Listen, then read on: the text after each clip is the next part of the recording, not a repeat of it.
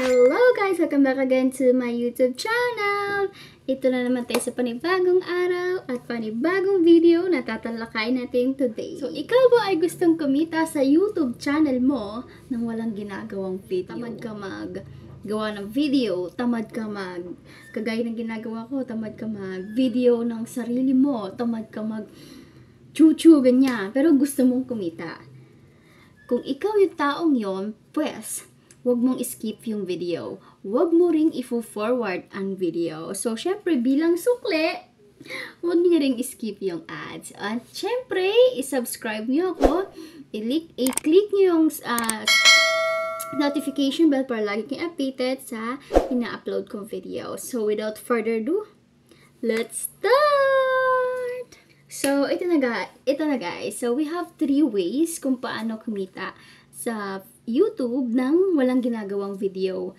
Legit na kikita ka talaga dito. So, marami nang gumagawa nito at sikreto itong malupit ng ibang YouTuber na tamad gumawa ng sariling video. So, paano ba? Una is Creative Commons. So, ano ba ang Creative Commons? Ang Creative Commons, pwede kang kumuha sa YouTube ng mga video na dapat ay naka-Creative Commons and then pwede mo siyang gamitin sa YouTube mo. Ganyan. So, parang yung video nila is pwede mong kuhanin pero dapat naka-Creative Commons ha. Kasi syempre, diba, pwede kang maka-copyright. So, pwede mong kunin yung mga video na yon na mga Creative Commons then pwede mong i-upload sa channel mo. So, paano ba gagawin? So, first, ang gagawin natin is pupunta tayo sa YouTube app. And then, search natin yung gusto nating i-search na video na ilalagay natin sa ating channel. So, like for example, skincare routine and then Creative Commons. Ito yung isang way para ma-search yung Creative Commons. Yan yung mga video na yan, yung mga pwede nyong kuhanin. Yan yung mga channel, yan yung mga video na pwede nyong ilagay sa channel nyo.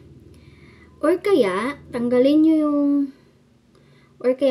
yung Creative Commons, search nyo, and then, saka nyo pindutin yung tatlong dot na to, and then, filters, and then, search nyo, pindutin nyo yung Creative Commons, then apply. Then, lalabas na yung mga video na naka-Creative Commons. Yan. Ganyan kumuha guys ng video na naka-Creative Commons kay YouTube. Second one is, pupunta naman tayo sa pixels.com. So, dito sa pixels.com, ito yung free website kung saan merong mga free photos, free videos na pwede nyong gamitin sa channel nyo para gawin yung content. So, yung mga videos na yun, syempre, hindi kayo yon. So, pwede nyong gamitin yun kahit hindi kayo yung naandun sa mismong video, tas i-upload nyo sa video nyo. Kikita kayo, marami nang gumagawa niya. So, let's try. Ganito lang naman ang gagawin nyo. Una, punta kayo sa Google Chrome and then search nyo lang pixels.com. Yan. So, dito sa search for free photos, pwede rin dyan videos. So, like for example, skincare routine.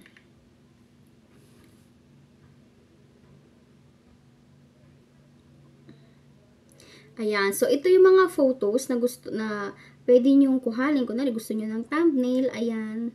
Pwede yan. Download nyo lang. And then, ito naman yung mga videos. Punta lang kayo sa videos. Ayan. Yan yung mga videos. Lahat yan for free na pwede nyong ilagay sa channel nyo. So, like for example, kukuha tayo. Ito. Kunwari, itong una.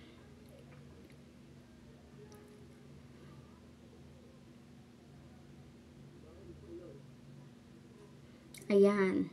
Pwede nyo panoorin muna kung nagustuhan nyo ba yung video. Kung ayaw nyo, pwede naman hanap kayo sa iba ulit.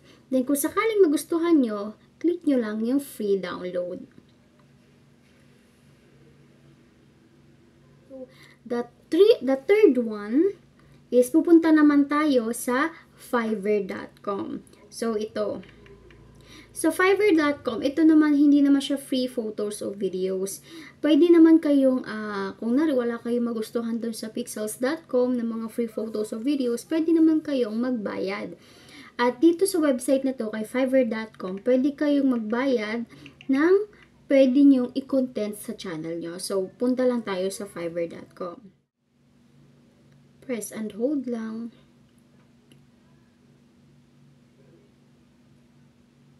Ayan. So, Fiverr.com. So, what service are you looking for? So, ito, kunwari, skincare routine. Search. Ayan. Yan yung mga videos na pwede mong i-download, pero may bayad. Like, for example, ito, ang payment dito sa ano na to is $5. Puro $5 naman. Once naman na kumita naman na sa YouTube nyo, yung itong mga video na to, tiba-tiba naman na kayo sa kita, and then, yung $5 na yan, mas higit pa doon yung babalik sa inyo. So, yun lang naman guys, and thank you for watching. Sana may natutunan kayo, and try nyo, wala namang mawawala. And, kung di nyo susubukan, may mawawala. Sayang yung income, diba? Yun yung mawawala, yung pera, diba? So, itry nyo kung tinatamad kayo mag-upload ng video, tapos gusto nyo kumita ng pera kay YouTube, kahit pa unti-unti na upload, itry nyo yung ways na yun. Una is Creative Commons. Pangalawa is, punta kayo sa Pexels.com for free photos and videos. And then sa pangatlo is Fiverr.com kung gusto nyo namang magbayad. If ever ayaw nyo naman kay Pexels.com sa mga free photos o videos niya. Kung sawa na kayo sa mga photos o videos na meron sa kanila. So, yun lang naman guys. Thank you for watching. Bye!